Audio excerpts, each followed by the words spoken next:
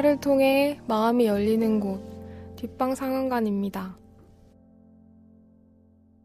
영화가 끝나면 우리는 뒷방에 모여 대화를 시작합니다. 나와 당신의 영화는 우리의 대화를 통해 새롭게 살아납니다. 영화를 통해 마음이 열리는 곳, 비밀스러운 뒷방으로 여러분을 초대합니다. 와. 안녕하세요. 저는 뒷방 상영관의 배입니다. 전 줄라이입니다. 네, 저희 오늘은 230번째 영화 오시마모루 감독의 공각기동대에 대해서 얘기를 해보고자 해요.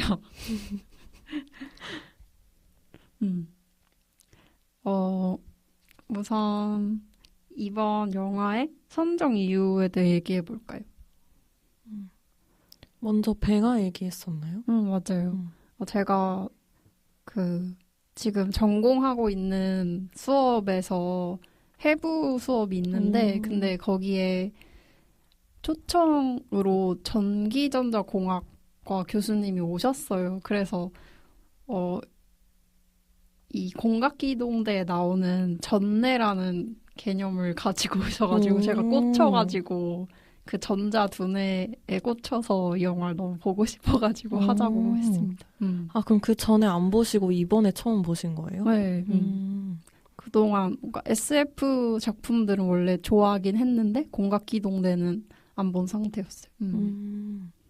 저도 공각기동대는 안 봤지만 언젠가 꼭 봐야지 하던 작품이라서 처음 얘기 나왔을 때 너무 반갑게 그냥 바로 하겠다고 했던 것 같아요. 네, 그러면 영화 얘기에 앞서서 먼저 근황을 좀 얘기해 보도록 할게요. 네. 저희의 근황 키워드는 부천국제영화제입니다. 네. 얼마 전에 폐막을 했는데 저는 개막식과 개막작인 보이즈 어프레이드를 보고 왔어요. 원래 아리 에스터 감독 좋아하세요? 네, 그 무서운 영화 원래 못 보고 싫어하는 편인데 그 감독 이전 작품 유전하고 미드소마는 너무 좋아했고 그래서 좀 그 조던 필 감독도 그렇고 호러지만 그래도 꼭 봐야 돼 하는 감독이에요, 저한테. 근데 사실 저는 이 영화는 조금 실망스럽게 보긴 했어요. 호불호가 많이 나뉘더라고요. 궁금합니다. 저는 부천국제영화제에서 한 편 영화를 봤는데 그렉 아라키 감독의 둠 제너레이션이라는 영화를 봤어요. 근데 이 영화가 조금 오래된 컬트 클래식 같은 퀴어 컬트 클래식 영화인데 이 영화의 주제가 그러니까 로드무비이면서 살인을 하고 슬래셔이기도 하고 그리고 섹스를 엄청 많이 보여주고 코미디이기도 해요.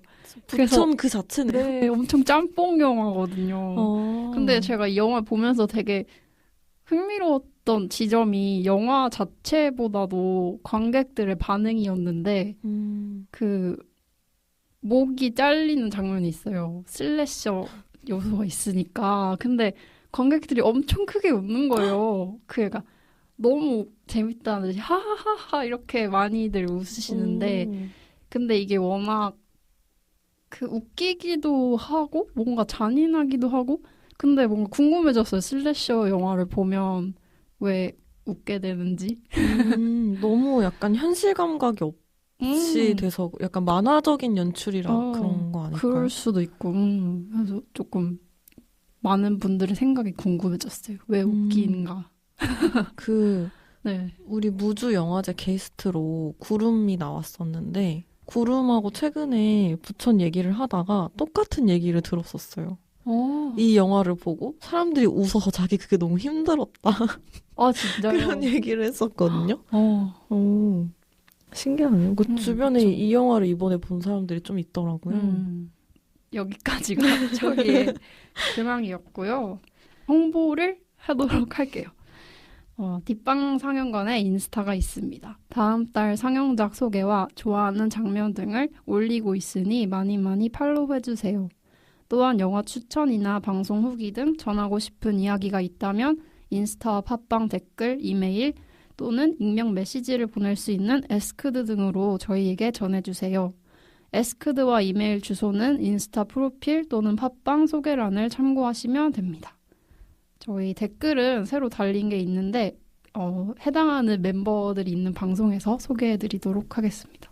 그러면 트리비아 소개에 앞서서 공각기동대 줄거리를 말씀을 드릴게요.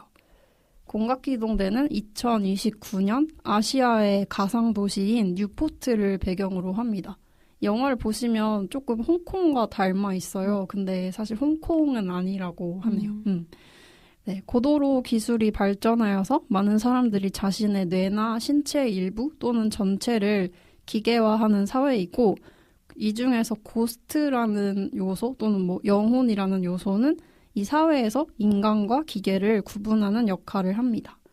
이 사회에서 고스트를 해킹하여 사람들을 조종하는 인형사가 등장합니다. 그래서 외교를 담당하는 정보기관인 공안 육가와 고스트와 관련된 해킹 사건과 중대 범죄 사건을 해결하는 공안 국가가 인형사를 추적하게 됩니다. 공안 국가에 소속된 대부분의 요원들은 뇌가 기계화되는 전내화나 몸을 기계화하는 의체화를 어느 정도 거친 집단인데요. 공안 국가에 소속된 소령인 쿠사나기와 바토, 토구사는 인형사를 추적하면서 인형사와 공안 육가가 얽힌 기밀을 알아내게 됩니다. 네, 여기까지가 줄거리였고요. 트리비아로 넘어가 보도록 할게요. 공각기동대는 시로 마사문의 만화 원작을 바탕으로 하는 영화예요. 이 원작은 3권으로 이루어져 있고 영화를 보시면 아시겠지만 조금 암울하고 진지한 분위기인데 원작 만화는 액션 요소, SF 요소 그리고 코믹한 요소가 있는 작품이라고 해요. 그리고 제작사가 이 만화를 영화로 만들도록 감독님에게 연출을 요청을 해서 만들게 되었다고 합니다. 저는 이번에 하드 SF라는 표현을 처음 들어봤어요. 근데 이 원작을 일본의 하드 SF 시리즈라고 얘기를 하더라고요.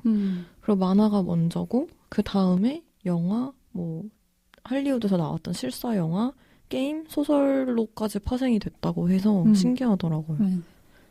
하드 SF가 주로 테크놀로지랑 그 과학적인 사실에서 많이 벗어나지 않는 그런 SF들을 말하는 거죠. 네. 그리고 또 흥미로운 게 일본 내에서 흥행이 그렇게 좋지 않았대요. 영화 개봉상 당시에는. 근데 미국과 유럽에서는 약간 아키라처럼 컬트적으로 유명해져서 DVD 판매 수익이 엄청났다고 합니다. 블레이드 러너도 처음에 개봉 수익이 엄청 안 좋았다가 나중에 재평가를 받았거든요. 오. 뭔가 이게 연결되는 지점들이 있는 것 같아요. 그러게요. 다들 처음 봤을 때는 아무래도 너무 낯설고 너무 어렵게 느껴질 수도 있고 맞아요. 말 그대로 진짜 하드해서 하드하고 컬트적이라서 네. 처음에는 확실히 받아들이기 어려웠을 것 같아요. 맞아요. 그리고 오시 마모루 감독의 영화를 잠깐 소개해드리자면 기동경찰 패트레이버, 일랑, 아바론, 그리고 공각기동대 후속편인 이노센스가 있습니다. 인랑이 혹시 우리나라에서도 개봉했던 그 일랑, 근데 애니메이션 버전인 것 같아요. 혹시 또 다른 트리비아 있을까요? 제가 찾았던 거는 공각기동대는 1995년 개봉작인데 그 전에 먼저 블레이드 러너가 1982년에 제일 먼저 개봉을 했고 그 다음에 아키라가 1988년 그 다음에 에반게리온이 1995년 같은 해에 개봉을 했더라고요. 근데 영화 보면서 이 세 작품이 되게 생각이 많이 나서 이게 먼저 만들어진 게 좀 신기했어요. 그러니까 공각기동대가 좀 나중인 거? 그래서 뭐 어떤 액션감이나 이런 거는 아키라랑 되게 비슷한 느낌이었고 되게 눈이 너무 황홀한 느낌이었거든요. 맞아요. 시각적인 체험이랑 이런 게. 그리고 뭔가 우울한 정서는 에반게리온이랑 비슷한 느낌이었고 그래서 근데 에반게리온이랑 같은 해에 이게 개봉을 했잖아요. 그래서 뭔가 그 시기에 어떤 일본 청년들의 우울한 정서가 시대적으로 있지 않았나? 그럴 수도 있을 것 같아요. 그런 생각을 하게 되고 결국 이런 하드 SF들이 결국엔 다 블레이드 러너의 영향을 받았구나 라는 걸 알 수 있더라고요. 맞아요. 그리고 뭔가 아키라랑 조금 겹친다고 생각하는 부분은 음악이었던 것 같아요. 아키라에서도 뭔가 전통 음악 같은 음악이 나오지 않았었나요? 맞아요. 뭔가 되게 여성의 목소리가 이렇게 가창으로 약간 나오고 그 악기 연주는 뭔가 되게 클래식 기타 아니면 가야금 같은 뭔가 그런 현악기 샤미센일 네. 수도 있어. 뭔가 그런 종류의 소리가 나고 근데 되게 서정적이고 우리가 SF 영화 하면은 막 블랙팬서처럼 막 힙합 음악 와 이렇게 엄청 쿵쿵대는 비트의 사운드가 되게 어울린다고 보통 흔히 생각을 하잖아요. 되게 서정적인 어떤 선율 그리고 뭔가 되게 동양 특유의 그 막 그 오음계 다음계 이런 거 있잖아요. 정확하게 모르지만 뭔가 그런 음악이 나오는 게 일본 SF의 뭔가 특징인 것 같아요. 맞아. 약간 시적인 가사도 있고 조금 전통 신화 같은 요소도 있는 것 같아요. 맞아요. 그래서 공각기동대에서는 영화 중반에 갑자기 되게 뮤직비디오처럼 음악이 나오고 맞아요. 디제시스 사운드를 확 줄이고 뭔가 그 도시를 오가는 그런 장면이 나오는데 너무 독특하더라고요. 거기서 음악과 이런 걸 사용하는 방식이. 맞아요. 뭔가 그 음악 OST 앨범을 찾아보면 같은 노래가 영화에 3번 등장하는데 그 영화에서 처음 쿠사나기 어떻게 만들어졌는지 몸이 만들어졌을 때 그 음악이 나오고 그 방금 줄라이 씨가 얘기하신 도시 장면에서 나오고 그리고 마지막에 환생이라는 테마로 이렇게 3번 등장을 합니다. 음악이 좋아서 맞아요. 뭔가 처음에 그 오프닝 크레딧에서 음악 카와이 켄지 이렇게 나오는데 그걸 보면서 이렇게 메모를 했었어요. 네. 그리고 이분이 이노센스도 음악을 담당을 하셨다고 해요. 그래서 아직 보지 않았지만 기대가 됩니다. 그리고 이거는 제가 재미로 찾아본 건데 일본 신화의 영향을 많이 받았다고 해요. 어떤 영향인지는 자세한 내용을 모르지만 일단 쿠사나기라는 이름이 일본 신화에 나오는 바다의 신인 스사노의 검이래요. 스사노가 야마타노 오로치라는 용을 쓰러뜨리고 그 꼬리에서 나온 검이라고 해요. 근데 그 검을 쿠사나기의 검이라고 부르고 이 검을 통해서 뭐 나중에 전쟁에 잔디에 불이 붙었는데 그 불붙은 잔디를 이 검으로 베서 사람들을 많이 구했다고 합니다. 그래서 뭔가 이 영화의 의미랑 조금 생각해 볼 만한 지점들 혼자 재밌게 생각해 볼 만한 지점들이 있는 것 같아서 소개를 해드렸어요. 네. 그럼 여기까지가 트리비아였고 저희가 뭔가 영화 얘기를 본격적으로 하기 전에 영화에서 나오는 개념들에 대해서 한 번씩 짚어보도록 할게요. 정보량이 진짜 많아서 맞아요. 머리가 아프더라고요. 그렇죠. 먼저 사이보그라는 개념에 대해 설명해 드리면 먼저 사이보그랑 안드로이드가 대립이 되는 개념인데 사이보그는 기본적으로 인간이에요. 그래서 인간인데 대체가 되는 거죠. 뇌나 신체가 기계화가 되는데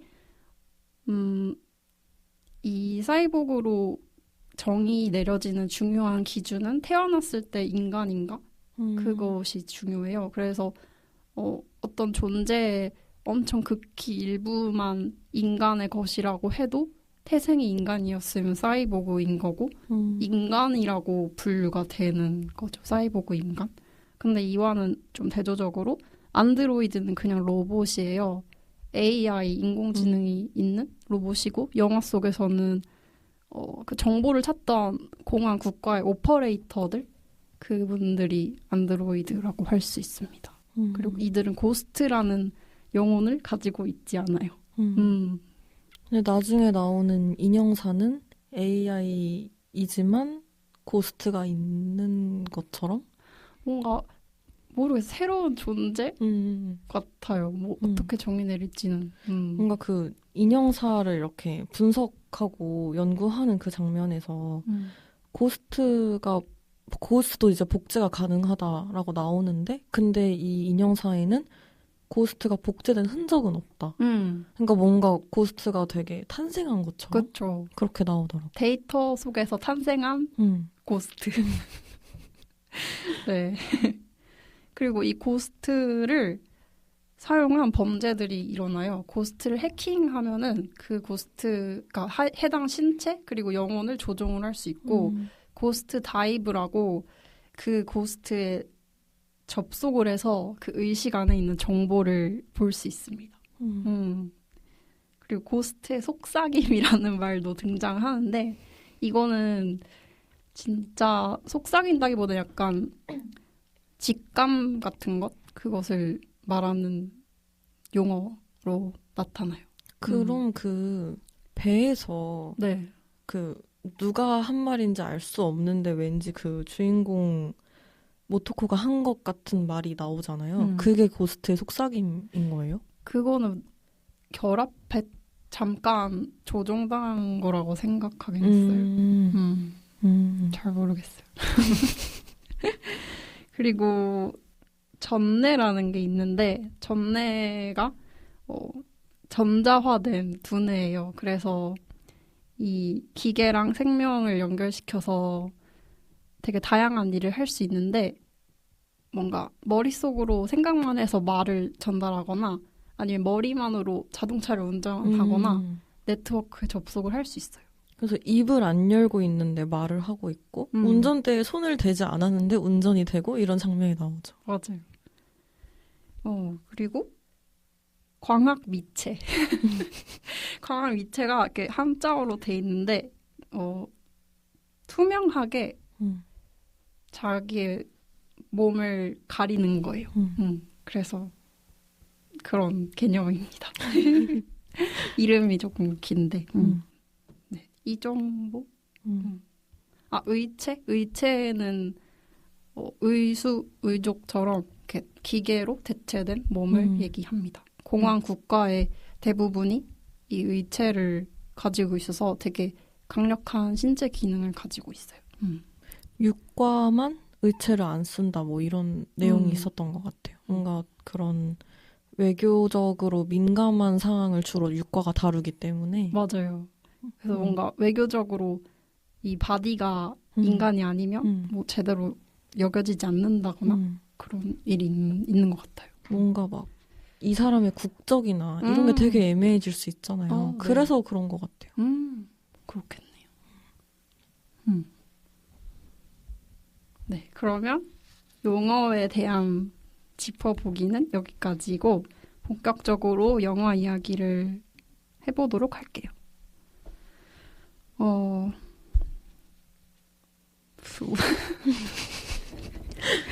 영화가 워낙 정보량이 많아서 되게 막막한데, 저는 또 심지어 오늘 사실 영화를 아키라로 착각을 한 거예요. 어쩌다 이렇게 바보 같은 실수를 했는지 모르겠는데, 아키라를 열심히 보고 준비를 다 해왔는데 리허설에 와서 공각기동대였어? 이렇게 되고, 리허설 때 급하게 지금 공각기동대를 보고 정리를 급하게 하고 왔어요. 언젠가 아키라 녹음을 해야겠네요. 그래서 오늘 좀 제가 횡설수설을 할 수도 있는데, 네. 다 저의 불찰이고요. 네. 일단 저는 이 영화를 실사 영화를 먼저 봤어요. 그 스칼렛 요한슨 버전을 먼저 봤었는데, 그때 보고 되게 실망했었어요. 공각기동대 알지도 못하는데도 보면서 그냥 뭐 되게 우리가 일반적으로 그런 안드로이드나 그런 설정들을 알면 그냥 거기서 파생할 수 있는 흔한 이야기를 그냥 다룬 느낌이었거든요. 뭔가 특별한 지점들을 못 느꼈고, 스칼렛 요한슨의 진가도 뭔가 발휘가 안 됐고, 연기를 진짜 잘하는 배우잖아요. 근데 너무 그냥 진짜 로봇처럼만 연출을 해서 연기도 많이 볼 수가 없었고, 그래서 이번에 애니메이션을 보는데 막 광학미체 장면이나 아니면 그 의체를 이렇게 구성하는 장면 있잖아요. 그거 보면서 너무 깜짝 놀란 거예요. 왜냐면 실사 영화에서는 그런 맛이 없었어요. 뭐 장면이 비슷하게 나오기는 하는데 오히려 그래픽을 잘 못 살렸다고 해야 되나? 광학미체의 어떤 그 아름답고 신비스러운 뭔가 보석 같은 느낌 있잖아요. 그것도 실사 영화에서는 그 정도로 느낌이 살지 않았었고 그래서 실사 영화에서는 저도 옛날에 봐서 기억이 정확하진 않은데 그냥 바로 어떤 현장을 이렇게 습격하는 걸로 그냥 바로 시작을 했어요.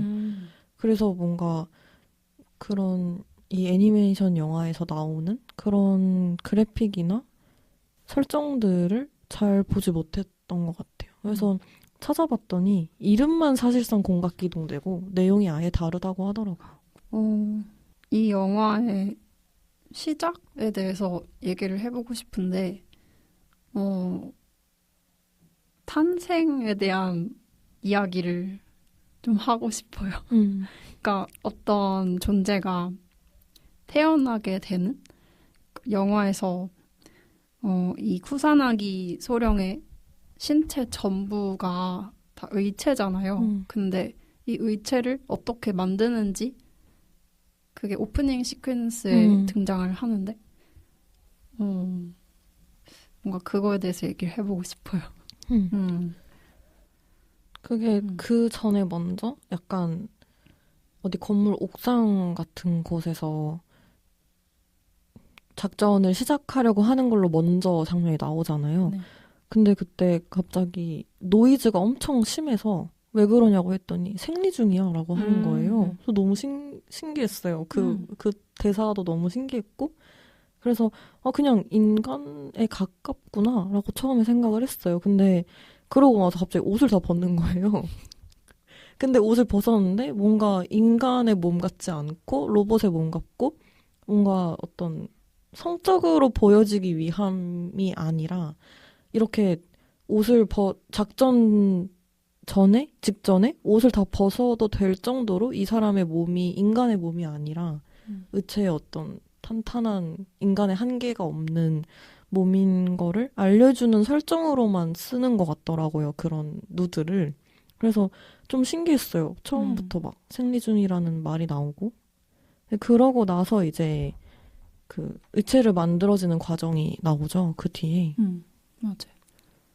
뭔가 그 몸에 대해서 보여주는데 뭔가 저도 누드라고 생각했는데 되게 얇은 수트인 것 같기도 하고 근데 엄청 근육이 있어요. 근육이 있고 뭔가 전투를 위해서 만들어진 몸 같이 보이기도 하고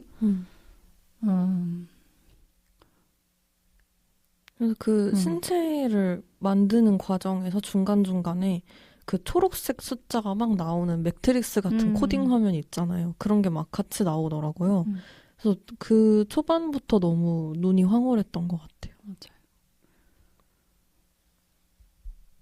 그냥 처음에 막 그런 근육이랑 뼈랑 막 이런 되게 인체 해부도에서 약간 본 것 같은 그런 그림이 막 나와서 처음에는 그냥 진짜 인간을 만든 건가? 라고 생각을 했거든요. 근데 그런 코딩 화면 같은 게 같이 나와서 그냥 기술이 진짜 고도로 발달된 거고 저건 다 의체구나. 그런 거를 굳이 설명적인 대사를 넣지 않아도 그 시퀀스만으로도 이해가 다 되더라고요. 맞아요. 그리고 이렇게 탄생하는 몸이랑 그러니까 자아에 대한 생각이랑 연결이 되잖아요. 그러니까 쿠사나기가 하는 말 중에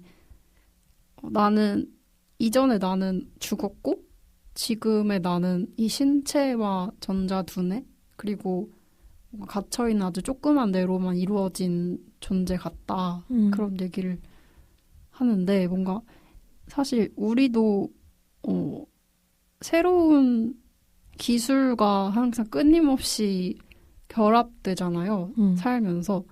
근데 그러면서도 나에 대한 의식이 점점 바뀌는데 근데 몸 전체가 바뀌었다는 것은 나에 대한 의식도 바뀌었다는 의미로 받아들일 수 있잖아요. 왜냐면 몸도 나의 일부니까. 그렇기 때문에 시작부터 이렇게 만들어진 몸과 내가 결합한다는 사실이 지금의 그 나의 존재가 정말 나인지를 의심하게 하는 요소였던 것 같아요. 뭔가 신체 자체에 혼이 깃들 수 있다, 고스트가 깃들 수 있다라는 말도 했었고, 그래서 뭔가 그런 뭐랄까 뇌에 해당하는 인간의 힘이 있고 뭔가 그런 만들어진 신체 일부의 영향, 큰 영향도 있다는 그런 의미로 들렸거든요.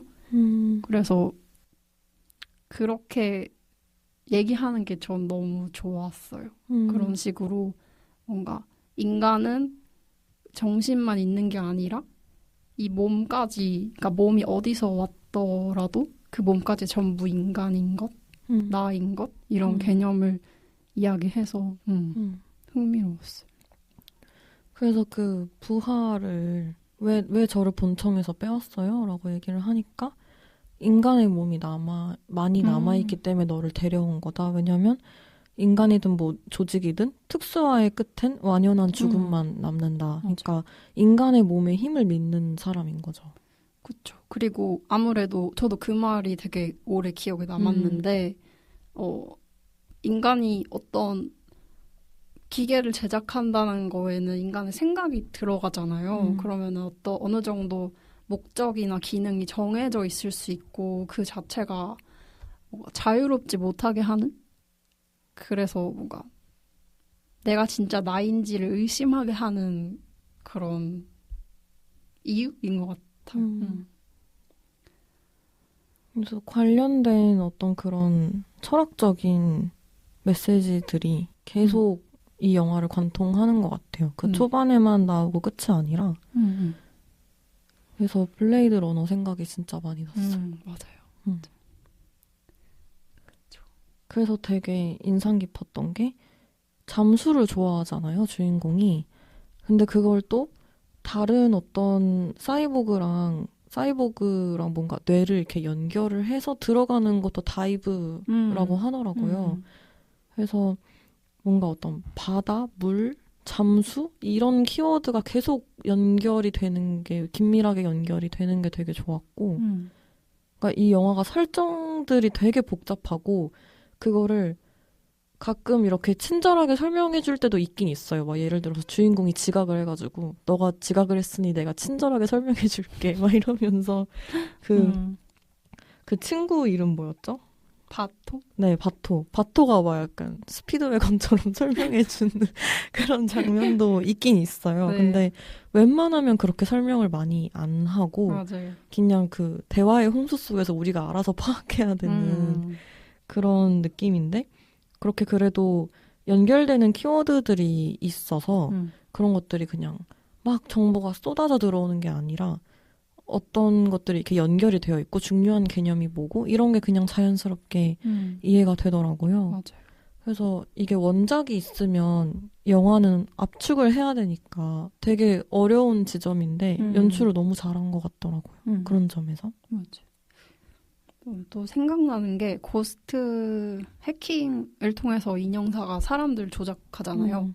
맨 처음 장면에 그 쓰레기차에서 일하시는 그 노동자분이 자기 아내한테 전화한다고 자꾸 쓰레기 스탑마다 멈춰서 공중전화를 하는데 근데 그게 사실은 인형사가 그 사람을 고스트 해킹을 해서 자기의 범죄에 이용했던 거였죠. 그래서 나중에 그 사람을 잡았는데 알고 보니까 그 사람은 자기가 생각하던 아내와 딸이 없고 혼자 사는 사람이었던 거예요. 근데 저는 그게 너무 재밌었어요. 근데 그때 쿠사나기가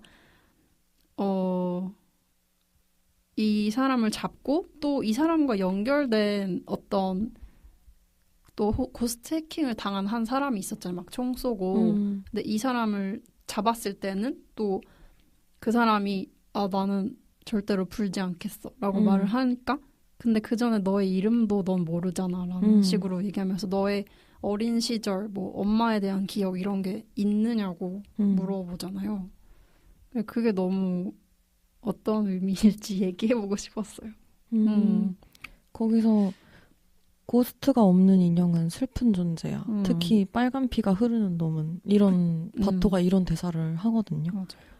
그러니까 그 둘이 조금 다른 것 같은데 그 청소차 노동자 같은 경우에는 보니까 기억도 있고 약간 인간처럼 살아가던 사람인데 거짓된 꿈을 심은 걸로 나오더라고요. 그래서 이게 만약에 기억을 아예 심은 거였으면 아내의 이름, 뭐 딸의 이름 이런 걸 기억을 해야 되는데 그게 아니라 그냥 꿈만 넣은 거기 때문에 그냥 뭔가 어렴풋하게 그냥 나는 이렇게 살았고 이런 존재가 있어 이런 느낌만 있는 거지 정확한 기억이 있는 건 아니더라고요. 근데 그 총을 쏘던 뭔가 약간 킬러처럼 이용당한 그 사람 같은 경우에는 아예 그냥 고스트가 없는.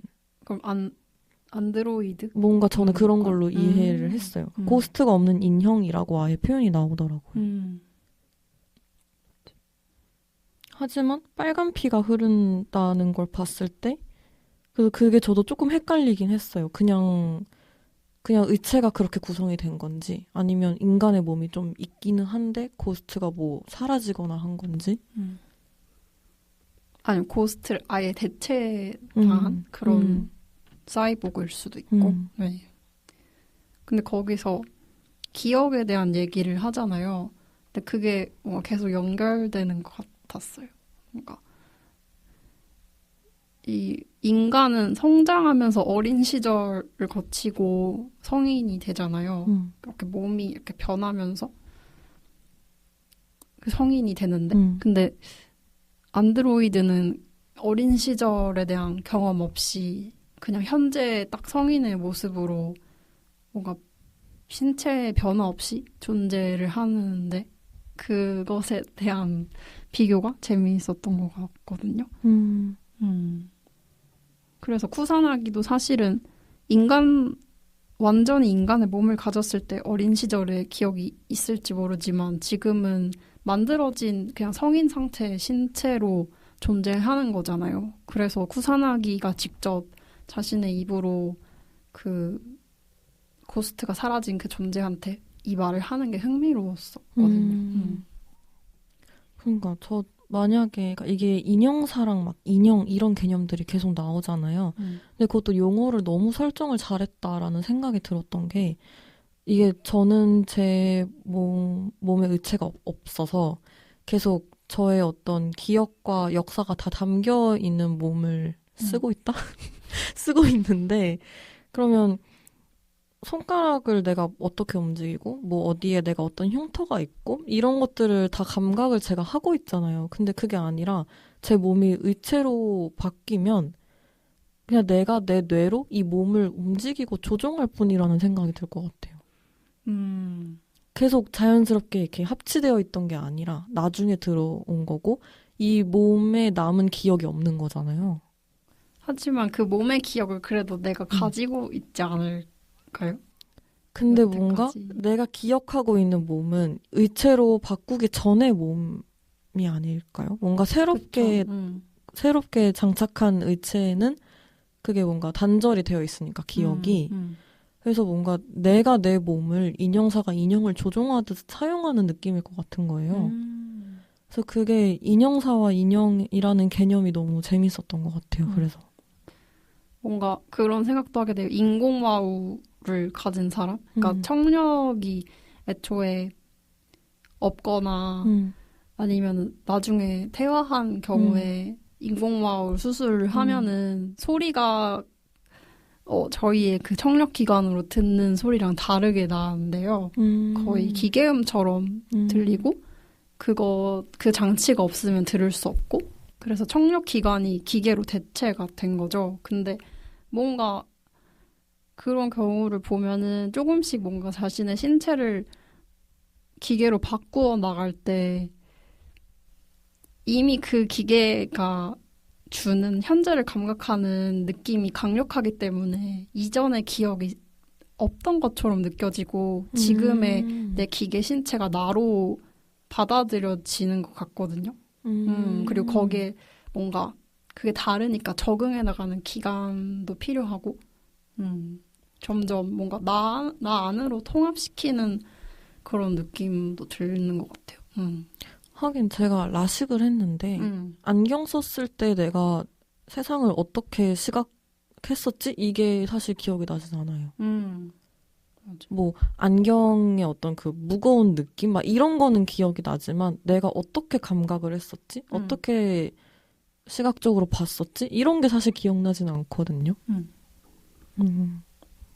신기하네요. 그래서 뭔가 쿠사나기의 고민이 뭔지는 알겠는데 근데 보면서 그러니까 기원에 집착하지 않았으면 좋겠다는 생각을 했어요. 그냥 지금 현재 자기가 살고 있는 현실 자체가 그냥 나이지 않을까라는 생각도 했고 뭔가 저는 그거를 바토의 말을 통해서 더 깊이 느꼈던 게 나중에 쿠사나기가 인형사를 구하기 위해서 어떤 장갑차 같은 거랑 싸우게 되는데 그때 되게 자기 몸을 붕괴시키면서까지 인형사의 비밀을 알고 싶어 하잖아요. 그러니까 자아에 대해서 뭔가 설명을 해줄 그 대상. 근데 그때 이렇게 완전히 무너지고 바토가 쿠사나기를 구해주게 되는데 근데 그때 바토가 쿠사나기와의 인연에 대해서 생각을 해요. 너랑 함께 했던 시간이 많다라는 얘기를 하는데 저는 그 말 되게 감동받았어요. 저도. 그러니까, 그런 자기가 누군지 생각하는 고민하느라고 막 무너지고 있는 그 사람 앞에서 현실의 함께함 같은 것들을 얘기를 하고 있어서 그러니까 바토도 너무 좋은 캐릭터고 바토랑 그 쿠사나기 관계성도 너무 좋았던 게 네. 이게 막 사랑인지 우정인지 이런 걸 굳이 명확하게 규정을 하려고 하지 않고 그냥 그 바토가 쿠사나기를 대하는 태도나 이런 것에서 이 둘 사이의 어떤 유대감 같은 거, 역사 이런 걸 우리가 그냥 자연스럽게 느낄 수 있잖아요. 근데 그 배에서 쿠사나기가 이렇게 잠수를 하고 나서 옷을 이렇게 벗는 장면이 있는데 거기서 바토가 잠깐 부끄러워해요. 그게 막 노골적으로 그려진 장면은 아니고 되게 스쳐 지나가듯 약간 시선을 맞아요. 피하는 정도로 잠깐 나오거든요. 그게 너무 좋은 거예요. 왜요? 그러니까 바토는 쿠사나기를 뭔가 그런 식으로 인식하고 있다는 게 그러니까 쿠사나기는 내가 인간이라고 할 수 있나? 나는 사실 다 프로그래밍 된 거 아니고 뭐 그냥 다 조작된 걸 수도 있지 않아? 막 이런 고민을 하는데 바토는 그 누구보다 인간으로 보고 있다고 생각했어요. 쿠사나기를 그 장면에서. 왜냐면 의체인데 부끄러워서 뭔가 옷을 벗으니까 이렇게 고개를 돌린다라는 것 자체가 인간으로 인식했기 때문에 나오는 무의식적인 행동이라고 생각했어요. 그렇죠. 뭔가 마네킹을 보고 고개를 돌리지 않으니까. 그래서 바토가 하는 그런 말들이 다 엄청 감동이 많이 됐던 것 같아요. 아니 기원 좀 그만 찾고 옆을 보라고 이런 생각이 들었어요. 근데 또 어쩔 수 없는 게 그 잠수를 하면서 뭐 불안, 고독, 어두움 뭐 이런 걸 느끼지만 어쩌면 희망도 느낀다. 수면으로 떠오를 때 전과 다른 내가 될 수 있지 않을까? 막 이런 대사도 하는데 그런 거를 듣고 나니까 이해가 되긴 했어요. 아, 이 사람은 계속 이런 걸 찾아 헤맬 수밖에 없다. 근데 그러면서 또 모순적으로 동시에 나중에 이제 그 인형사가 융합을 하자고 제안을 했을 때 그럼 우리가 융합을 하면 나는 어디로 가? 내가 죽을 수도 있지 않아? 막 이런 얘기를 하거든요. 그러니까 인형사가 너 인간은 어차피 계속 변화하는 존재고 지금의 너가 계속될 거라는 건 뭔가 허상이야. 근데 왜 그거에 집착해? 라고 얘기를 하거든요. 그거를 보면 쿠사나기는 자기의 현재에 뭔가 집중하는 면이 또 있긴 한 거예요. 지금의 나를 나로 인식하고 그래서 강한 자아가 있고 그래서 그런 점들이 되게 모순적으로 느껴졌고 그러니까 뭔가 현재의 자기를 의심하면서 과거 막 기원 이런 걸 계속 찾으려고 함과 동시에 현재의 나에 대한 인식이 있는 거죠. 그래서 그게 되게 모순적인 것 같으면서도 근데 결국 인간이 결국 그걸 다 갖고 있잖아요. 네.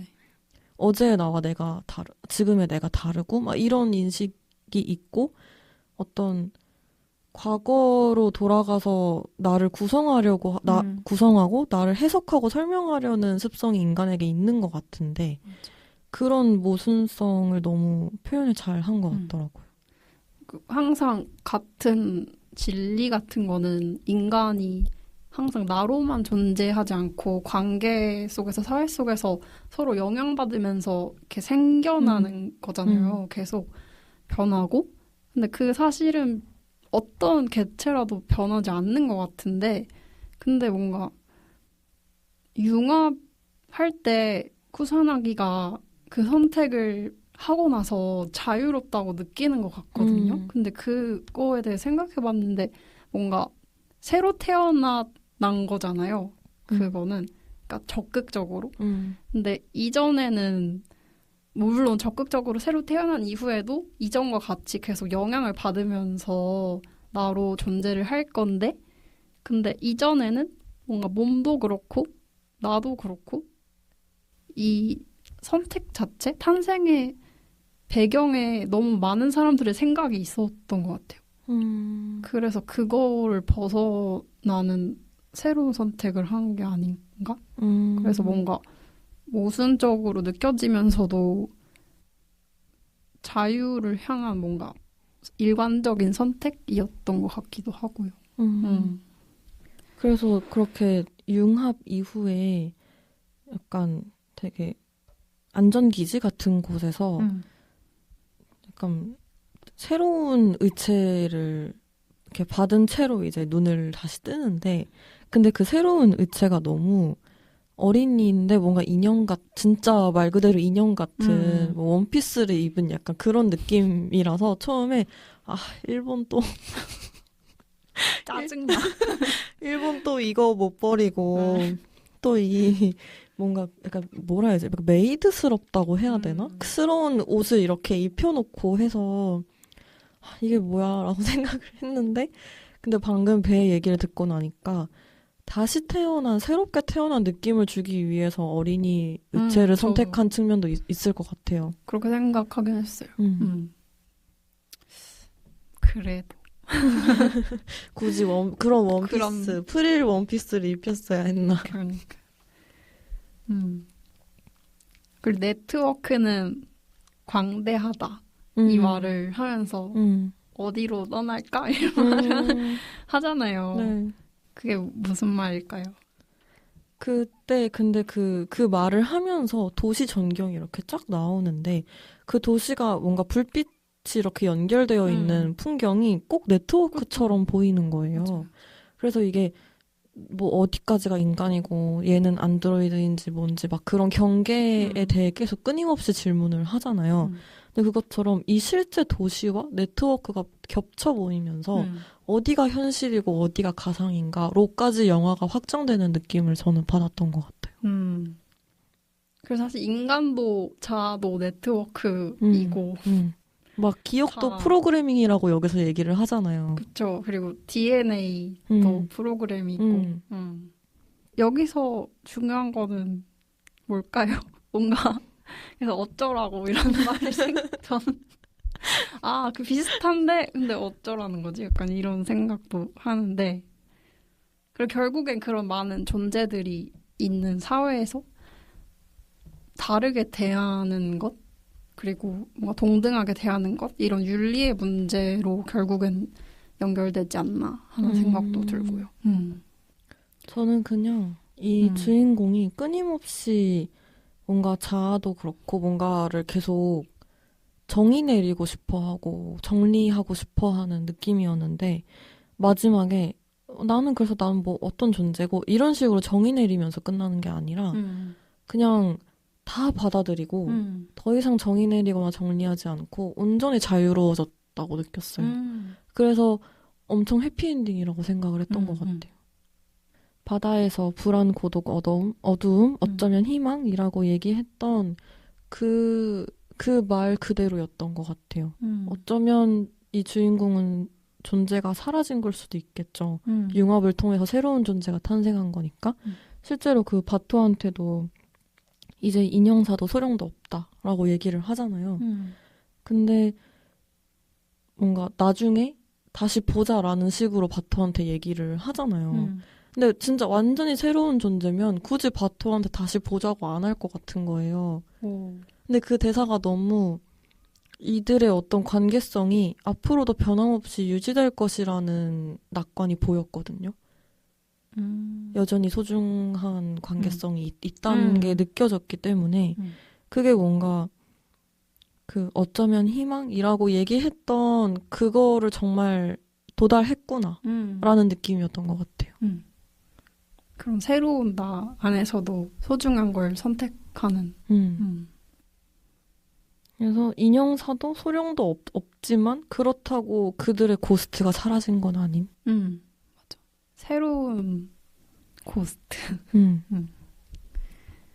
이렇게 얘기를 하다 보니까 이게 워낙 연결되는 지점들이 많아서 엔딩까지 어느새 얘기를 다 해버렸네요. 너무 빨리 왔나요? 그러니까요. 그 전에 또 이제 얘기하고 싶었던 지점들이 있는데 네. 저는 이런 일본식 SF 영화를 볼 때마다 너무 재밌는 게 꼭 엘리베이터 씬이 나와요. 오. 뭔가 되게 그런 기관의 높은 자리를 차지하고 있는 한 남성 2명 정도가 엘리베이터를 이렇게 타고 그러면 그 유리 바깥으로 도시의 전경이 이렇게 쫙 보이고 그 엘리베이터가 뭐 올라가든 내려가든 하면서 뭔가 되게 어떤 이야기의 중요한 설명 지점들을 이렇게 얘기를 하는 그런 장면이 꼭 나오거든요. 에반게리온도 엘리베이터 씬 진짜 많잖아요. 그랬던 것 같아요. 네. 뭐 아키라도 그랬고 그런 지점들이 뭔가 왜 이렇게 다들 이 투명 엘리베이터를 왜 이렇게 좋아할까? 사실 그 정도의 기술이 발달한 미래의 사회면 엘리베이터라는 개념은 사실 되게 고루하거든요. 그럴 수도 있죠. 근데 뭔가 항상 그 엘리베이터의 개념을 쓰는 게 너무 흥미로운 것 같아요. 왜 옛날 고전 영화들에서 계단을 되게 상징적으로 많이 쓰는 것처럼 SF 영화들에서는 엘리베이터를 어떤 상징물로 쓰는 게 있지 않나. 뭔가 그 스피드랑 그 높이를 빠르게 도달하면서 보이는 도시 전경을 위한 장치일 수도 있고 또 엘리베이터니까 생각나는 게 이것도 SF인가? 찰리와 초콜릿 공장 팀 버튼의 영화에서도 투명 엘리베이터가 나와요. 그러니까 찰리 초콜릿 공장도 SF로 봐도 될 것 같아요. 고도로 발전된 초콜릿 공장의 비밀 기계인데 이게 하늘을 뚫고 어디로든지 갈 수 있는 거거든요. 아무튼 이것도 도시의 전경을 보여주는데 사용이 됩니다. 그래서 이제 엘리베이터 씬을 항상 기대하게 돼요. 그래요? 이런 영화를 볼 때마다 이번에도 나오겠지? 하면서 그런 재미가 있더라고요. 그리고 그거 말고 또 뭔가 얘기하고 싶은 장면이나 키워드가 있었나요?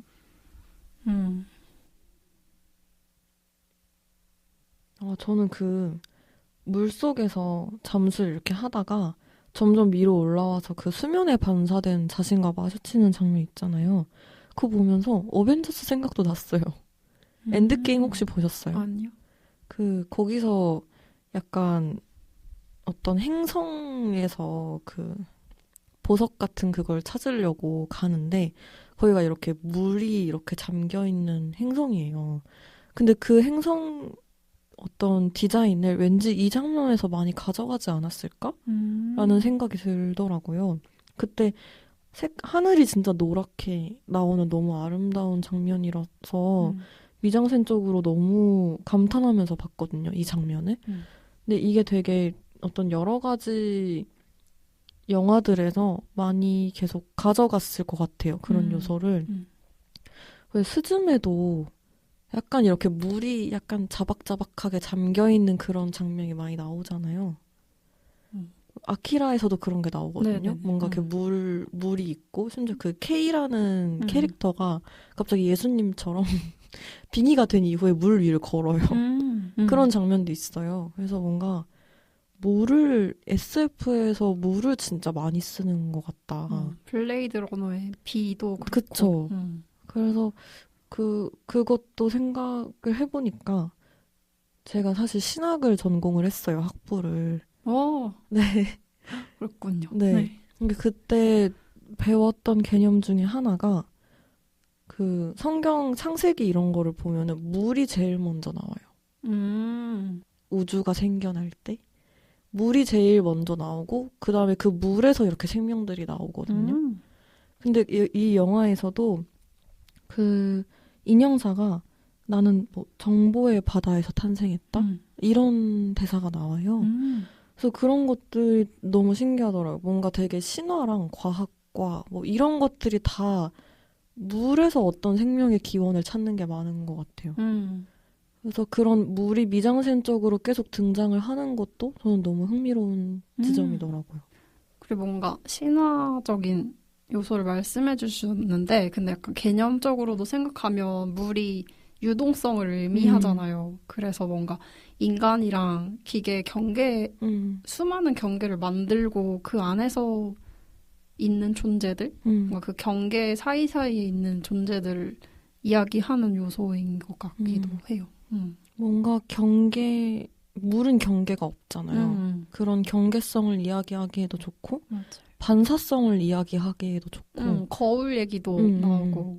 근데 인간이 자아를 처음에 인식할 때 거울을 보고 인식을 하잖아요. 어린아기에 뭐 거울 단계가 있다? 뭐 이런 식의 얘기도 나오는데, 그런 식으로 물의 특성과 SF를 너무 잘 결합했다라는 생각이 들더라고요.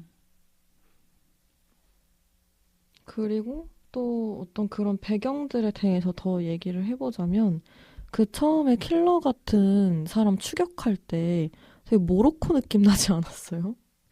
약간 시장 같은 데를 이렇게 액션 추격신이 나오잖아요. 아, 네. 근데 뭔가 우리가 그런 막 007이나 아니 미션 임파서블 막 본 시리즈 이런 데에서 흔히 봐왔던 그 항상 이집트에 뭔가 시장이 이렇게 막 있는 거기서 이렇게 막 과일 날아다니고 골목길. 네, 저 과일 장수 불쌍해 막 이런 생각을 하면서 보게 만드는 액션씬들이 나오잖아요. 근데 여기서도 갑자기 거기만 되게 그래서 모로코 느낌이 약간 나고 그 이후에 이제 약간 골목 뒤쪽으로 가면 홍콩 느낌이 또 나더라고요. 맞아요. 그래서 그런 것도 뭔가 SF의 어떤 미술 감독들끼리 뭔가 지침이 있나? 뭔가 항상 사이버펑크 하면 떠오르는 그런 것들이죠. 뭔가 사막하고 뭐 네온 사인이라든지 홍콩 물, 빛. 그 뭔가 약간 베니스를 연상시키는 이렇게 물과 배와 막 이런 장면들, 운하 같은 거 이런 게 항상 배경으로 나오는 것 같아요. 저는 그래서 그 영화의 거의 중반부에 나오는 그 영화의 테마 음악이 두 번째로 등장하는 도시만 보여주는 장면 있잖아요. 그때가 되게 좋았거든요. 뭔가 이 영화는 말을 많이 하기도 하지만 분위기로도 말을 하기 때문에 그 도시에 깔려있는 암울한 정서?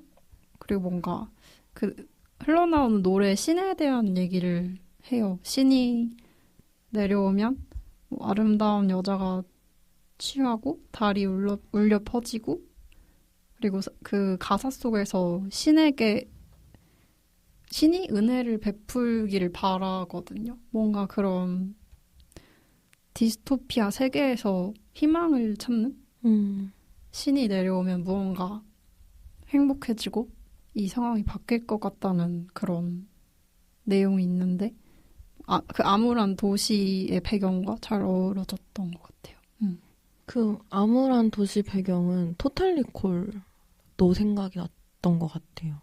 토탈 리콜도 뭔가 기억 조작과 그래서 어디까지가 인간이고 어디까지가 내 기억이고 이런 얘기를 하는 영화다 보니까 그런 비슷한 점에서 생각이 났고 그런 배경적인 것들은 승리호 생각도 났어요. 승리호도 되게 홍콩 뭔가 중국의 그런 배경이 많이 나오고 뭐 마블 영화도 그렇고 마블 영화에서 닥터 스트레인지 뭐 이런 편에서도 홍콩이 나오고 네.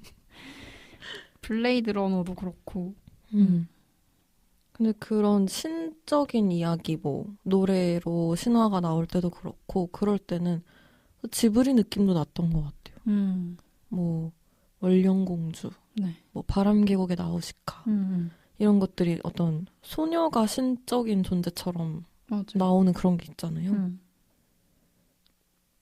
일본 특유의 어떤 지역신 같은 그런 신의 느낌도 있는 것 같고 그래서 일본이 SF를 잘 만드나? 그런 생각도 했던 것 같아요. 신과 신화 이런 것들을 좋아하니까. 그런 걸 결합하면 뭔가 탄생 인간에 대한 얘기를 또 하게 되고 그쵸. 이게 나중에 막 소설이랑 게임 이런 걸로도 파생이 됐잖아요. 그렇게 될 수밖에 없는 것 같아요. 이렇게 흥미로운 설정들이 너무 많아서 2차 창작이 끊임없이 가능할 것 같은 맞아요. 느낌. 그리고 TV판 애니메이션은 여기서는 쿠사나기가 융합을 선택하고 그 공안 국가를 떠나게 되잖아요. 근데 약간 평행 세계관으로 쿠사나기가 공안 국가를 떠나지 않고 계속 거기서 그 팀들이랑 일을 하는 내용이래요. 융합을 하고 나서요? 하기 전인 거 하지 않기로 선택을 한 것 같아요. 그래서 약간 이 세계관에서 저는 개인적으로 융합이란 개념보다는 이런 공안 국가의 팀워크 같은 걸 되게 재밌게 봤기 때문에 애니메이션이 더 궁금하긴 하네요. 저도 보고 싶어졌어. 그래서 약간 그런 면에서는 혹시 애니메이션 사이코패스 아세요? 아니요. 일본 애니메이션인데 그것도 약간 이런 비슷한 느낌이거든요. 그런 팀워크 막 이런 어떤 조직에 대한 막 의심과 막 네. 이런 것들도 스파이. 네, 나오고 좋아하실 것 같아요. 나중에 한번. 사이코패스. 그것도 소녀가 주인공입니다. 그것도 궁금해. 왜 많은 영화들에서 소녀가 주인공인지. 저도 이번에 보면서 보통 이런 전투용 로봇을 만들면 남성의 신체를 쓸 것 같다는 이미지가 있잖아요. 근데 여성의 신체를 사용을 한 것도 너무 흥미로웠어요. 근데 막 생리 중이고. 그건 농담이라고 생각하긴 했어요. 아, 진짜요? 네. 아. 너무 비효율적이지 않아요? 근데 뭔가 마더네이처 막 이런 것도 그렇고 신화 속에서 어떤 새로운 생명을 탄생시키는 어떤 절대자적인 존재 설계자를 보통 여성으로 항상 설정을 해놓잖아요. 왜냐하면 여성이 생명을 재생산할 수 있는 존재니까 잉태할 수 있는 존재고 그래서 그게 뭐 좋은 점으로 봤을 때는 그런 생명의 재생산자, 창조자로서 보는 측면이 있고 좀 어떤 여성 혐오적인 시선에서 봤을 때는 남성이 이해할 수 없는 어떤 여성 몸의 신비? 막 이런 거 있잖아요. 맞아요. 그런 점에서도 설명할 수 있을 것 같아요. 그래서 그러니까 남성의 신체는 이미 인간에게 너무 익숙한 것이라 더 이상 신비롭지 않은데 이제 그게 여성의 신체로 갔을 때는 왠지 뭔가 우리가 이해할 수 없는 사이보그적인 속성과 긴밀히 맞닿아 있는 느낌이 드는 거죠. 그럼 알 수 없는 미지의 세계 같은 것. 흥미롭네요. 뭔가 그 인형사는 목소리가 남성이었고 뭔가 그 둘이 융합한다는 것 자체가 약간 인간이 새로운 생명을 잉태하는 것 같은 묘사로도 읽을 수 있을 것 같기도 하고 뭔가 그렇게 느껴지진 않았거든요. 저는. 흥미로워. 약간 인형사는 그 현재 사회 시스템을 조금 파괴하려는 그런 모습도 보이는데 신화적으로 아버지라는 상징은 뭔가 파괴를 많이 하고 죽이는 역할을 하잖아요. 막 그것과 반면에 여성은 생명을 잉태하고 뭔가를 자라나게 하고 그런 요소가 있는 것 그런 것도 생각을 하지 않았을까? 영화를 만들 때 그런 생각 드네요. 그러니까 뭔가 어떤 원작자든 감독이든 의도하고 넣은 설정들도 있을 것이고 그냥 그런 무의식적인 네. 어떤 개념들이 그냥 반영된 것도 많을 것 같아요. 맞아요. 인터뷰를 보니까 그 소녀 여성의 이미지로 만든 거는 그냥 머릿속에 어떤 여자가 그 사이버 세계를 뛰어다니는 그런 모습이 그냥 떠올랐대요. 근데 그 무의식은 분명히 사회에서 만들어진 것이라 생각하고 근데 그런 세상을 뛰어다니는 단발 소녀의 이미지가 쿨하긴 해요. 뭔가 설명할 수 없는 쿨함과 멋짐이 있긴 해. 뭐 약간 인정하고 싶지 않은데 있는 것 같은데 만들어진 것 같기도 하고 맞아요. 그러네요. 그 사이코패스도 단발머리 아, 그래요? 소녀거든요. 나우시카도 단발머리. 맞아요. 모노노케 히메도 그렇네요. 그렇네요.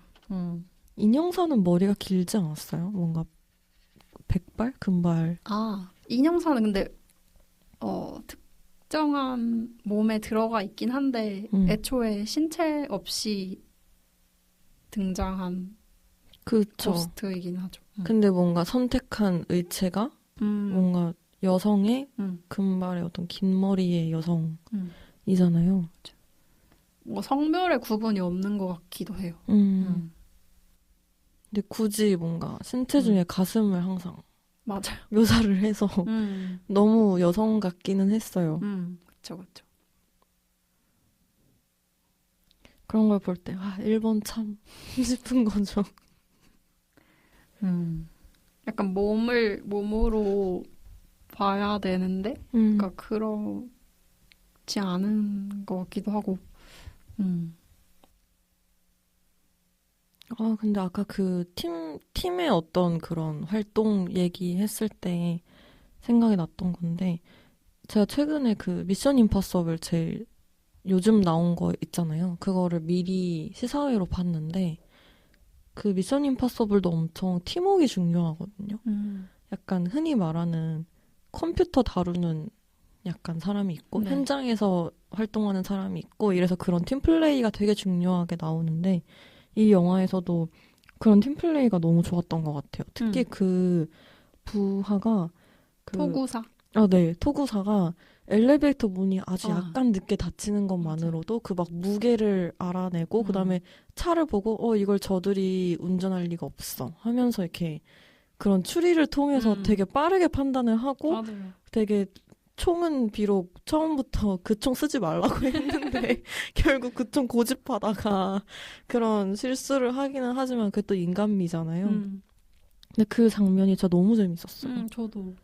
뭔가 그런 첩범을 보는 느낌이었고. 그래서 그 번호판에 총알을 쏴서 그걸로 추적을 하는 그 설정도 너무 재밌고 기발했던 것 같아요. 그냥 총이 저래서 그냥 실패하겠다. 저기서 총 쏘는 게 무슨 의미가 있나라고 생각을 했는데 번호판에 쏘잖아요. 맞아요. 그리고 약간 스파이물 같은 느낌도 있고 왜냐면 같은 목적을 위해서 일한다고 생각했던 공안 육과가 사실은 그 외교 범죄를 저지르기 위해서 만든 게 인형사 AKA 프로젝트 2501이었잖아요. 근데 그게 또 육과가 사실 어떤 개인적인 이득을 취하려고 했다기보다는 그쵸. 어떤 전략이긴 했잖아요. 일을 잘하기 위한 전략이긴 했잖아요. 그래서 나중에도 결국 그냥 그들을 해임시키는 쪽으로 가긴 하지만 국가에서 이제 육과의 잘못이라고 얘기하지 않고 그냥 테러리스트들의 소행이었다 이런 식으로 하면서 공동 책임을 진다는 식으로 얘기가 나오잖아요. 그래서 그런 것도 너무 재밌었던 것 같아요. 그냥 맞아요. 개인의 일탈 그런 게 사실 되게 우리가 이런 영화에서 흔히 나오는 빌런들을 볼 때 되게 시시해지는 지점이잖아요.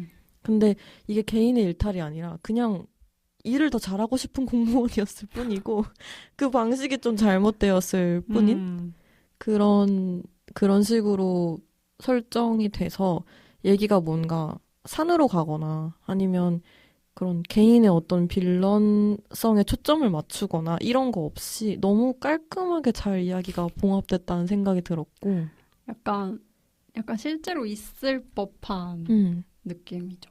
정치 드라마 같은? 맞아요. 그래서 처음에는 육과가 잘못한 건가? 막 인형사? 무슨 망명 문제? 외교 문제? 막 이런 게 되게 복잡하게 나오면서 또 심지어 이 주인공도 국과에서 그 구과에서 하려고 하는 거랑 또 약간 다르잖아요. 구과는 그냥 이 회수를 못하면 제거해라. 막 되게 확인까지 하잖아요. 너 왜 대답 안 해? 약간 이런 식으로. 근데 주인공은 그것보다는 다이브를 하는 게 목적이었잖아요. 맞아요. 그래서 약간 그 헬기를 타고 있던 다른 동료들이 지금 뭐 하는 거냐라고 하다가 결국은 그냥 그래 알았다. 우린 일단 다른 적들이 철수. 계속 와서 철수하겠다 이렇게 하잖아요. 그런 관계성과 서로 목표하고 있는 것들이 육과 국과 주인공 막 다 다른 그런 것도 너무 재밌었어요. 그리고 바토 맞아요. 구하러 오잖아요. 맞아요. 왜냐면 아니까 그런 고민을 하고 있었던 거를. 그리고 또 재밌는 게 프로젝트 2501의 탄생이에요. 저는 너무 흥미로운 게 인간이 그러니까 특별한 목적을 가지고 만든 지적인 기능을 가진 AI로 만들었는데 그게 생명체가 되어버린 거잖아요. 근데 그게 너무 재밌었어요. 뭔가 인간이 자신의 이득을 위해서 어찌됐건 만들었던 존재가 뭔가 인간의 컨트롤을 당하지 않고 오히려 그걸 만들었던 사람들이 그것에 뭔가 폭주 아니면 자유를 막기 위해서 쫓는다는 설정이 너무 재밌거든요. 근데 그 자체가 뭔가 그 쿠사나기가 프로젝트 2501의 정체를 알게 되고 그렇게 다이브하고 싶었던 이유였던 것 같아요. 그러니까 탄생은 어떤 인간의 생각과 목적이 들어가 있었지만 근데 그 모습은 자유로우니까 그러니까 그것에 매료되어서 그게 자기가 뭔가 쫓고 있는 자아 정체성과 맞닿아 있어서 그렇게도 궁금해했었던 것 같아요. 그런 설정이 블레이드 러너 2046에도 나오는 것 같고 그런 뭔가 어벤져스에서 울트론도 그랬던 것 같고 이거는 이렇게 막 엄청 큰 스포는 아니라서 얘기를 하자면 이번 미션 임파서블에도 그런 설정이 있고요. 뭔가 그런 설정들이 계속 많이 나오고 있는 것 같아요. 너무 흥미로워요. 인간이 자기 원하는 대로 뭘 하고 싶지만 인간이기 때문에 실수를 해서 만들어지는 자유로운 존재? 이게 너무 재밌어요. 맞아요. 그래서 그런 존재가 나중에 무엇을 하려고 할 것이냐의 문제를 보통 뭐 울트론 같은 경우에는 인간이 지구의 제일 해악한 존재이기 때문에 인간을 없애야지 이런 식으로 생각을 하게 되고 그런 게 있는데 여기에서는 그러니까 뭐 인간을 죽여야지 막 이런 식으로 뭔가 매트릭스적으로 막 그렇게 가는 게 아니라 그냥 자유롭고 싶었던 것처럼 나오잖아요. 망명자가 되고 싶어 하죠. 그게 너무 울림이 컸던 것 같아요. 망명에 대한 키워드도 계속 나오잖아요. 맞아요. 사회에 그냥 존중받는 일원이 되고 싶은. 그러니까 누가 누구를 통제하고 통제당하지 않고 평등한 존재로. 영화에서 그 망명을 원하는 사람들이 되게 당당하게 난 망명을 신청한다. 이렇게 얘기하는 장면들이 너무 멋있더라고요. 근데 공안 육관은 그냥 회수하고 싶은 거죠. 인정하지 않고 그 존재를. 그런 것들이 되게 어떻게 보면 퀴어 서사적으로도 조금 맞아요. 연결할 수 있을 것 같았어요. 뭔가 규정되는 것에 대한 문제도 그렇고 자유로움도 그렇고. 근데 그건 좀 의아했어요. 그 인형사가 재생산을 원한다는 것. 후대에 나의 흔적을 남기고 싶어 하잖아요. 근데 그게 조금 저는 별로 안 좋아하거든요. 그런 개념. 왜 그렇게 해야만 인간인가? 재생산할 수 있어야만? 생명인가?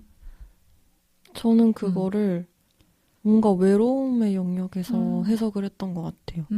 나라는 존재 그냥 하나만 뭔가 돌연변이처럼 탄생한 게 아니라 그냥 종족이 되었으면 하는 새로운 종족에 나는 그냥 일부가 되고 싶은 그런 어떤 근원적인 외로움과 그런 관점에서 그런 걸 원하지 않았을까 싶어요. 그쵸. 근데 뭔가 팀이 될 수도 있잖아요. 그러니까 2501과 바토, 토구사 이런 한 팀이 돼서 뭔가 대안적인 가족이 되고 거기서 자신의 정체성을 확립할 수도 있는데 근데 그거 말고 어떤 종이 되고 싶고 이런 뭔가 그런 게 되고 싶은 욕망은 되게 강력한가 봐요. 다른 사회적인 나를 구성하는 요소보다 아니 보다가 아니라 만큼 그럼 저는 그거를 이 존재는 네트워크에 계속 연결될 수 있잖아요. 그래서 어떤 사회성이나 연결성 같은 거는 이미 분에 넘치게 갖고 있는 능력이고 이 존재가 원하는 거는 얘기를 했던 것처럼 생명의 특성을 계속 지니고 싶어 하잖아요. 뭐 죽음, 언젠가는 죽는다는 것, 개성, 다양성 이런 게 나는 지금 없기 때문에 너랑 융합을 해서 그런 존재가 되고 싶다. 그래야 내가 어떤 생명의 어떤 존재가 되는 것 같다. 이런 식의 말을 하잖아요. 그런 점에서 저는 이해를 했던 것 같아요. 네트워크가 방대하잖아요. 그러면은 오히려 일종의 제한을 통해서 존재가 되는 것 같기도 하고 뭔가 많은 정보 안에서 정보 그 자체들의 집합은 의미가 없고 큐레이팅이나 어떤 컬렉션이 의미가 되듯이 뭔가 그런 의미 있는 존재가 되고 싶다는 의미 같기도 하고 뭔가 누군가 결합을 하면은 어디에 종속되기도 하고 모르겠어요.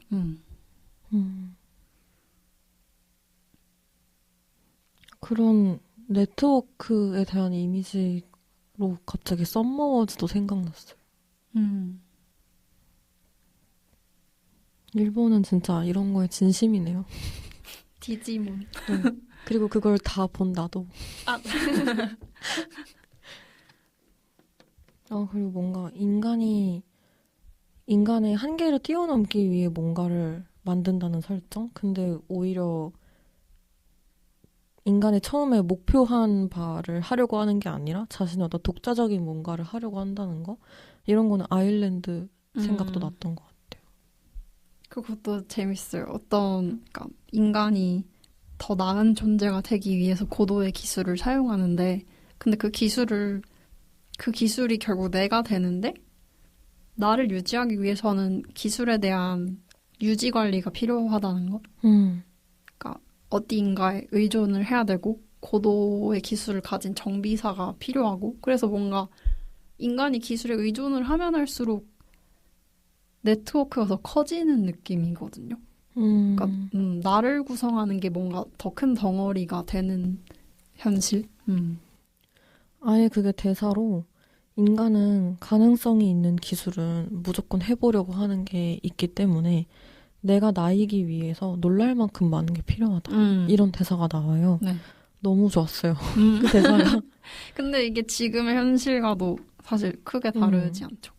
점점 간단하게 진행되는 일이 없는 것 같고 내가 나이기 맞아요. 위해서 점점 더 사회가 복잡해지고 다분화되는 것처럼 인간을 구성하는 것, 어떤 자아를 인식하고 존재를 정의 내리는 것 이런 것들이 점점 다 그렇게 복잡 다변화되고 있는 것 같아요. 맞아요.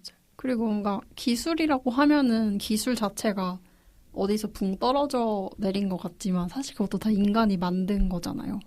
그래서 결국에는 기술과 연결된다는 것 자체가 인간과 더 계속 연결된다는 걸로 느껴지기도 하고 뭔가 하이테크들이 많아지는 세상이지만 사실 인간은 옛날부터 되게 많은 기술을 통해 살아왔잖아요. 지금 여기 있는 모든 것이 다 기술이고 사실은 뭐 어떤 사람은 자기가 작가인데 정체성이 글을 쓰는 거예요. 그러면은 글을 쓸 때 필요한 그러니까 몸만 가지고 글을 쓰는 사람은 거의 없을 거고 뭐 타이핑을 하거나 종이에 글을 쓰거나 그럴 때 종이랑 펜, 컴퓨터가 필요한데 그게 다 기술이잖아요. 그래서 뭔가 기술에 대해 생각하면은 주로 하이테크만 생각하게 되는데 생각해보면 되게 많은 모든 것들이 다 기술인 거죠. 저는 그런 생각도 했어요. 그 주인공이 목 뒤에 구멍이 이렇게 있어서 막 차량도 이렇게 연결이 되고 하잖아요. 근데 그게 약간 불주사 생각이 나는 거예요. 우리가 태어났을 때 그런 예방접종 같은 거 맞는 거 있잖아요. 네. 근데 사실 그것도 어떻게 보면 화학적으로 뭔가 인공적인 걸 만들어서 몸 안에 넣는 거잖아요. 그렇게 따지면 사실 우린 이미 다 사이보그가 맞아요. 아닌가. 우리 다 사이보그예요. 그러니까요. 뭔가 그런 연결 자체를 인식할 수 있는 사람이 되어야 된다 생각해요. 그래서 더더욱 뭔가 나의 고스트가 무엇인지, 나는 어떤 존재인지, 맞아. 내가 나인 이유는 무엇인지 이런 질문들이 그래서 계속 의미가 있는 것 같아요. 이게 과학적으로 결국 어떤 생명이랑 존재의 정의를 보면은 목표랑 목적이 사실 없잖아요, 거의. 그냥 프로그래밍 되는 것처럼 진짜 탄생을 해서 소멸하는 것, 죽는 것. 그냥 이게 끝이고, 예를 들어 나무면은 이 나무는 뭐 열매를 피워내서 뭐 그거를 어떤 생명체들에게 먹을 것을 제공하고 막 이런 게 있는데 인간이 왜 지구에 필요하고 왜 태어나서 왜 또 죽고 이런 거를 사실 그 왜를 찾으면 진짜 할 말이 없잖아요. 그냥 어떤 빅뱅도 그렇고 모든 것들의 탄생이 사실 우연과 어떤 그런 것들로 발생되는 게 되게 많으니까 진화도 그렇고. 근데 사실 나무도 그 목적이 있을까요? 없죠. 없죠. 그리고 빅뱅이라는 것도 인간의 생명을 설명하기 위해서 만든 이론이잖아요. 그러니까 다 인간인 거죠. 우리가 생각하는 모든 건 그러니까 인간이라는 사고를 벗어나기가 진짜 힘든 거죠. 맞아요. 그래서 결국 그런 질문들 때문에 저는 과학기술도 계속 더 발전하는 거라고 생각하고 과학기술이 발전을 하면서 또 새로운 그런 질문들이 계속 끊임없이 생겨나는 것 같아요. 그게 맞아요. 저도 학부생 때 신학을 배울 때 진짜 많이 항상 다뤄졌던 것 같아요. 알파고가 그때 나와서 그 바둑 두는 그게 한창 이슈였거든요. 네. 그때 정말 모든 교수님들이 계속 그 얘기를 하셨어요. 알파고는 인간이냐? 피조물이냐? 막 이런 얘기를 엄청 많이 하셨거든요. 네, 인간과 알파고의 차이는 무엇이냐? 왜냐하면 알파고가 창의력이 있는 거예요. 사실 창의력도 데이터에 기반한 게 아닐까요? 그니까요. 그때도 그런 얘기가 나왔었고 지금은 챗 GPT가 그린 그림이 대상을 받아서 이거를 인정을 해야 되냐 막 이런 이슈도 최근에 있었더라고요. 저작권 이슈랑 네. 같이. 근데 그 사람이 어떤 도구로서 사람이 도구로 붓을 사용하는 것처럼 도구로서 이런 AI를 사용했을 뿐이지 이 그림의 어떤 구상이나 이 그림 그 도구를 다루는 어떤 노력 같은 건 내가 했기 때문에 이것은 AI가 아닌데 인간의 작품이 맞다라고 주장을 해서 결국 그 대상이 인정이 된 걸로 저는 알고 있거든요. 그런 걸 봤을 때 무엇이 인간이고 인간의 어떤 예술성, 창의력 막 이런 것들 어떤 특성, 인간의 특성이라고 생각되는 것들이 다 무너져 내리면서 그럼 인간이 인간일 수 있는 이유는 뭐고 우린 어떤 존재이고에 대한 질문이 계속 아까 얘기했다시피 더 다변화되고 있는 것 같아요. 맞아요. 그리고 그런 뭔가 많은 시간을 요하는 데이터 학습을 기계가 대신 해주니까 사실 그 이후에 인간이 궁금하기도 하고 알파고도 사실 바둑을 둘 때 더 재밌는 도구가 될 수 있잖아요. 생각지도 못했던 기보를 보여주니까 뭔가 나는 뭐 50년 이상 바둑을 더 알 수 있었던 것들을 알려주기도 하기 때문에 더 재밌는 바둑을 할 수 있는 거고 의미는 만들어내기 나름인 것 같아요. 맞아요. 영화가 철학적이라서 참 얘기가 굉장히 많이 확장이 되네요. 맞아요. 이런 얘기까지 할 거라 생각을 못했는데 네. 전 오타쿠처럼 전자 두뇌에 꽂혀가지고 영화를 보게 됐는데 여기까지 왔네요. 네. 영화의 어떤 결말이 확장되는 것처럼 저희도 이렇게 얘기가 확장되면서 마무리가 되는 것 같네요. 네. 그러면 영화 얘기는 여기까지 하고 그들 각자의 영화관 코너로 넘어가 보도록 할게요. 줄라이에게 공각기동대는 어땠나요? 제가 실수로 아키라를 먼저 봤잖아요. 근데 아키라를 보면서 너무너무 잘 만들었고 이게 제일 잘 만든 SF 영화가 아닐까? 역사상? 그런 생각을 했거든요. 공각기동대를 보면서 이것도 너무 좋은데 순위를 매길 수 있을까라는 생각이 들 정도. 저는 진짜 아키라 보면서 확신했거든요. 이것보다 잘 만든 SF는 나올 수가 없어. 라고 생각했는데 공각기동대도 너무 좋은 거예요. 그래서 그 TV판도 봐야겠다라는 생각이 들 정도로 그래서 뭔가 계속 이게 2차 창작이 많이 가능한 것처럼 계속 더 해석하고 생각해보고 또 시대가 변하고 기술이 변화하면서 그럼 이 관점에선 또 이 영화의 이런 점이 어떻게 해석될 수 있지? 이게 계속 가능할 것 같아요. 너무 맞아요. 훌륭한 어떤 원본 텍스트가 있는 느낌이라서 나중에 더 기술이 발전된 다음에 또 같이 얘기를 나눠보고 싶네요. 네, 전자두뇌가 네.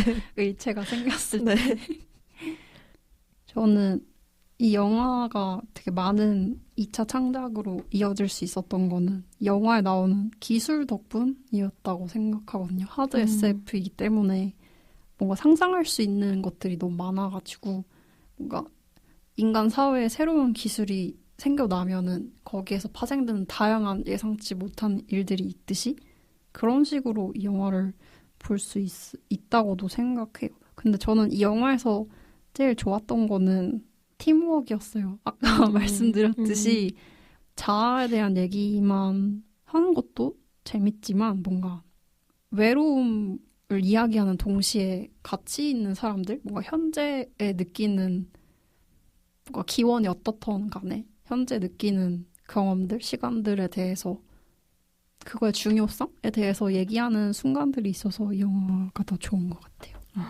그 얘기를 듣고 생각이 난 건데 인간만 협업을 하네요. 이 영화에서. 오. 네, 뭔가 AI나 그런 존재들은 다른 존재를 막 프로그래밍을 해서 이용해 먹고 아니면 뭔가 개인 플레이를 하거든요. 액션이 나올 때도. 근데 인간만 협업을 했고 새로운 존재인 인형사만 융합을 제안을 하네요. 흥미롭네요.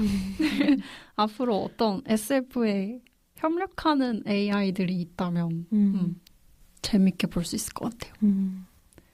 너무 좋네요. 네. 상영이 끝났으니 계단 조심하셔서 천천히 나가시길 바랍니다. 다음 영화도 기대해 주세요. 안녕.